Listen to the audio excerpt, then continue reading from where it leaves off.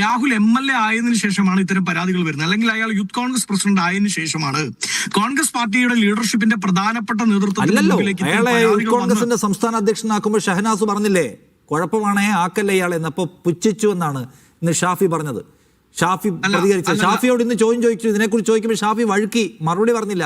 ഷഹനാസിനോടൊന്നും പറഞ്ഞിട്ടില്ല എന്ന് പോലും പറഞ്ഞില്ല. അദ്ദേഹം പറയാണ് എന്റെ മുൻപിൽ ഇത്തരം ക്രിമിനൽ സ്വഭാവമുള്ള ഒരു കൃത്യമായ പരാതി വരുന്നത് ഇപ്പോഴാണ് എന്ന് വെച്ചാൽ അതിന് മുൻപ് ഈ കൃത്യത ഉള്ള ചില ഒഫീഷ്യൽ ഫോർമാറ്റ് അല്ലാത്ത പരാതി വന്നിട്ടുണ്ട് എന്ന് അദ്ദേഹം സമ്മതിക്കുകയാണ്. ഇന്ന് ഷഹനാസിന്റെ പരാതി സമ്മതിക്കുകയാണ്. അദ്ദേഹം പുച്ഛിച്ച് ചിരിച്ചു. ഞാൻ അന്നേ പറഞ്ഞതല്ലേ എന്ന് ഷഹനാസ് ഇന്നലെ ചോദിക്കുമ്പോൾ അദ്ദേഹം ഒരു സാഡ് സ്മൈലി തിരിച്ചയച്ചു. ഇതൊന്നും വിശദീകരിച്ചിട്ടില്ല എന്ന് മാത്രമല്ല രാഹുൽ ഒരു കുഴപ്പക്കാരനാണെന്ന് പോലും അന്നും ഇന്നും ഇപ്പോഴും ഷാഫി പറയുന്നില്ല കേട്ടോ. പാർട്ടി നടപടി അദ്ദേഹം വിശദീകരിക്കുക മാത്രമാണ് ചെയ്തിട്ടുള്ളത്. അതാണ് ഞാൻ പറയുന്നത്, നിങ്ങളുടെ പാർട്ടിക്കകത്ത് ഈ ക്രിമിനലുകൾക്ക് രക്ഷാകർതൃത്വം ഉണ്ടായിരുന്നു എന്ന പ്രശ്നം നാട്ടുകാരും മീഡിയയും ബഹളം വെച്ചപ്പോൾ നടപടിയെടുക്കാൻ ഈ തെരഞ്ഞെടുപ്പ് കാലത്ത് നിങ്ങൾ നിർബന്ധിതമായി എന്ന ആക്ഷേപം ഇപ്പോഴും ഉന്നയിക്കാൻ കഴിയുന്ന ഞാൻ പറയുന്നത്.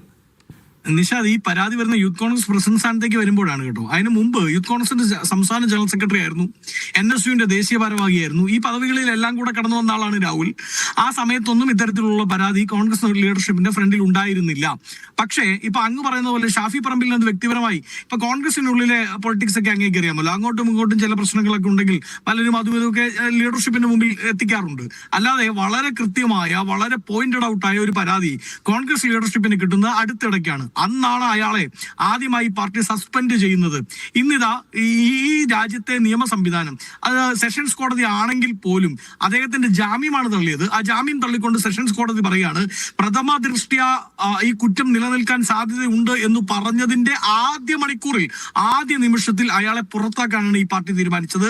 അത് അഭിമാന പുരസ്കാരം എല്ലാവരും ഏറ്റെടുത്തിട്ടുണ്ട്. പക്ഷെ ഞാൻ നേരത്തെ പറഞ്ഞ ക്രോണോളജി അങ്ങ് മറക്കരുത്.